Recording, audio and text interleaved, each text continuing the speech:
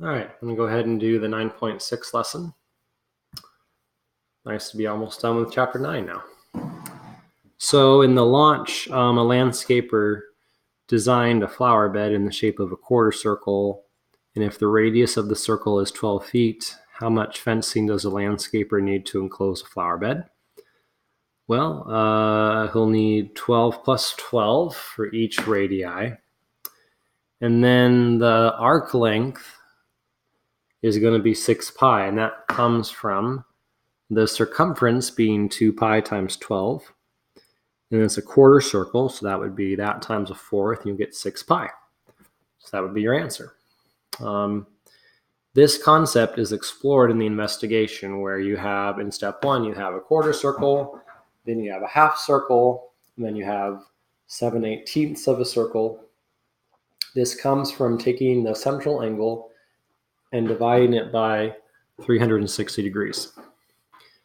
In step 2, what they do is they find the circumference of each circle. So 2 pi times 12. 12 is the radius, so 24 pi. And then 8 pi, and then 72 pi.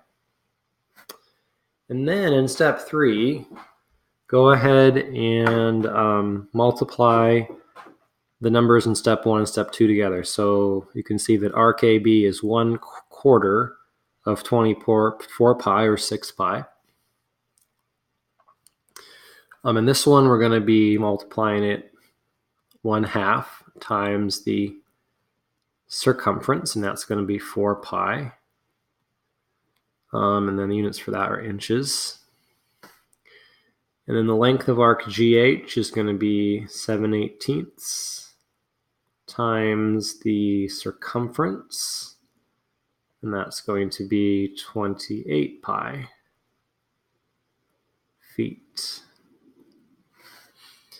So this gets us with the generic equation where we take the central angle, or the arc measure, and divide it by 360 degrees, and then multiply that by the circumference. And we get the arc length.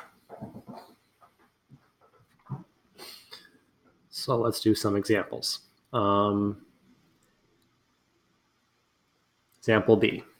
If the radius of the circle is 24 centimeters, and the measure of angle BTA is 60 degrees, what is the length of AB? So what's the length of that arc going to be? Well, first of all, I know from earlier conjecture that the measure of arc AB is 120 degrees. And so the length of the arc, so the length of AB,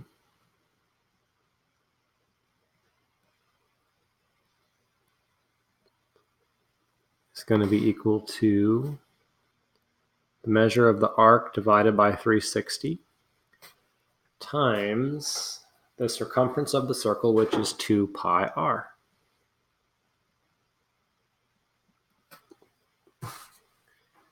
And that ends up being 16 pi. And we're in centimeters.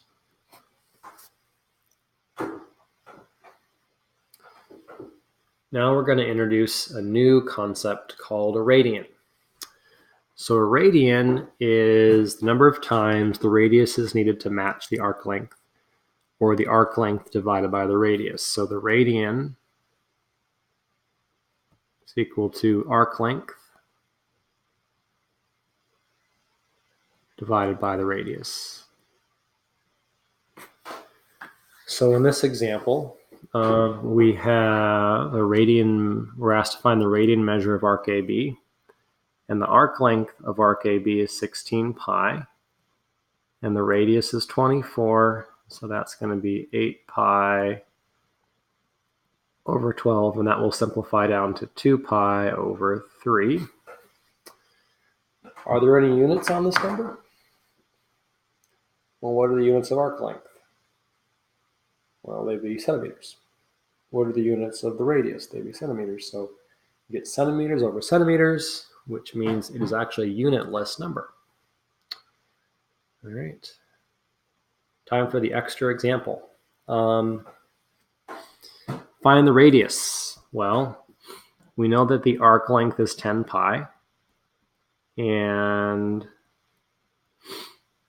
The arc measure is 150 degrees times 2 pi arc. So now we can go ahead and solve for r. I'll start by dividing both sides by pi. And then going 2 times 150 is 300. Multiply both sides by 360.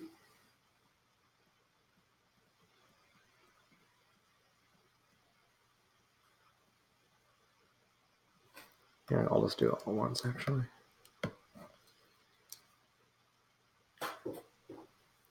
Divide both sides by 300.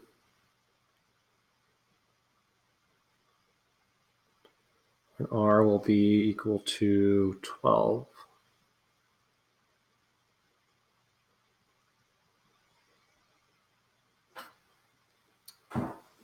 Okay. With the closing question, Cedric was running along a circular path that has a diameter of 1,500 feet, shown below. The arc traveled before he had to stop was 120 degrees. How far did he run in feet? How far did he run in radians? Well, in feet, that's just the arc measure. And so that's going to be 120 divided by 360 times 2 pi r, or just pi times the diameter. And that's going to be equal to 500 pi feet, or about 1,571 feet.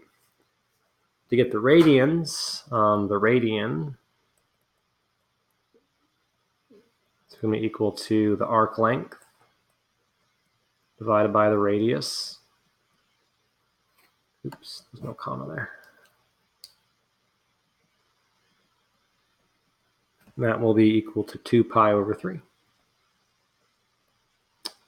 or 0.67 pi. Okay.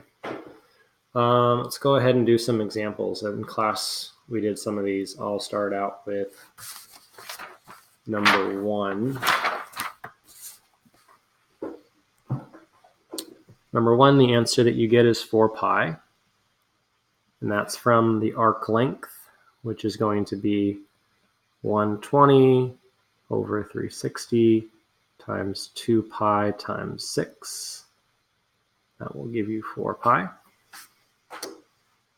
I'll just do the odds in this video here. For number 3, you're going to get 30 as your radius. And the way you get that is you already know your arc length, and so you can just set up the equation and then solve for r.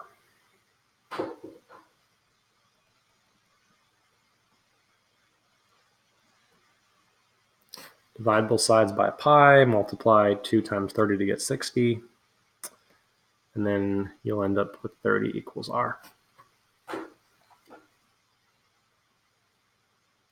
Just multiply both sides by 360, and then divide both sides by 60. Number 5, I got 80 pi over 9. And that was done by knowing that if the inscribed angle is 40, this will be 80. So 80 over 360 times 2 pi times the radius of 20. That ends up getting 80 pi over 9. And then number 7, a diameter is 40. So what's the length of AC? Well, this would be 100 degrees, so that would be 100 over 360 times pi d, right? So circumference is either 2 pi r or pi times diameter. And so that gives you 100 pi over 9. And finally, number 9, we have 2 congruent chords. It's 110 degrees.